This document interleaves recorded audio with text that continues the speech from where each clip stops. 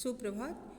Class 10th Hindi क्षितिज भाग 2 का पहला पाठ स्वयं प्रकाश जी द्वारा लिखित नेताजी का चश्मा, इस शीर्षक का आज हम लोग रिवीजन करेंगे।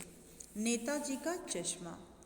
तो सबसे पहले तो इसमें क्या बताया गया है, किस पे इंगित किया गया है, इस पे ध्यान देते हुए हम लोग नेताजी का चश्मा जो शीर्षक है इसका अध्ययन करेंगे।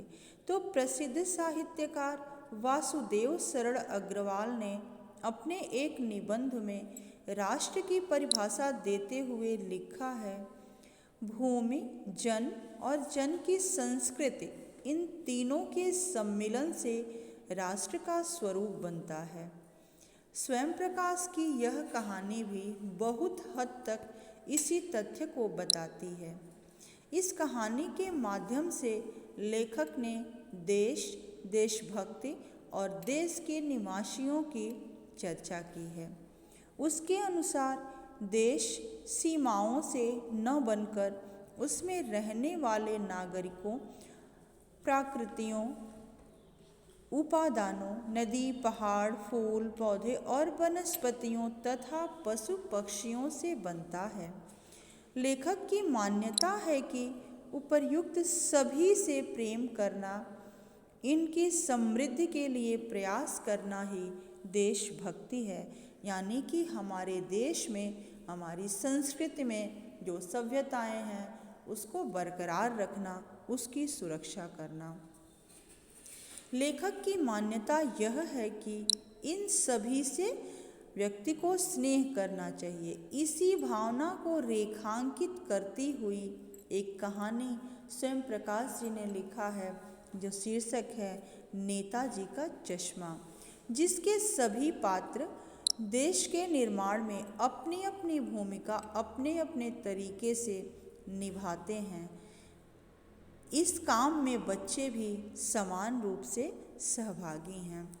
एक हालदार साहब हैं जो हर 15वें दिन कंपनी के काम के सिलसिले में उस कस्बे से गुजरते हैं। कस्बा जो था बहुत बड़ा नहीं था और जिसे पक्का मकान कहा जा सकता है, वैसे ही कुछ पक्के मकान और कुछ बाजार थे।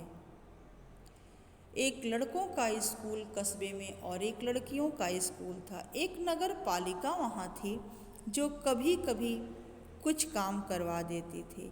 कभी कोई स्कूल खुलवा दिया, तो कभी एक छोटा सा दवाखाना, तो कभी ओपन एयर सिनेमा घर और एक दो नगर पालिका भी थी। नगर पालिका क्या करती थी, कभी कोई सड़क बनवा देती थी, कभी कोई नाली ठीक करवा देती थी, कभी कोई पेशाब घर बनवा दिया, कभी कबूतरों की छतरी बनवा दी, इस तरह से कभी कोई कवि सम्मेलन करवा दिया। इस तरह से छोटे मोटे काम हमेशा नगर पालिका जो है करती रहती थी। अब देखिए हालदार साहब जो हैं, एक बार क्या हुआ कि नगर पालिका जो है मुख्य चौराहे पे और उत्साही बोर्ड या प्रशासनिक अधिकारी ने एक बार शहर के मुख्य बाजार में एक चौराहे पर सुभाष चंद्र बोस की एक संगमरमर की प्रतिमा लगवा दी। यह कहानी उसी प्रतिमा के बारे में है, बल्कि उसके भी एक छोटे हिस्से के बारे में है।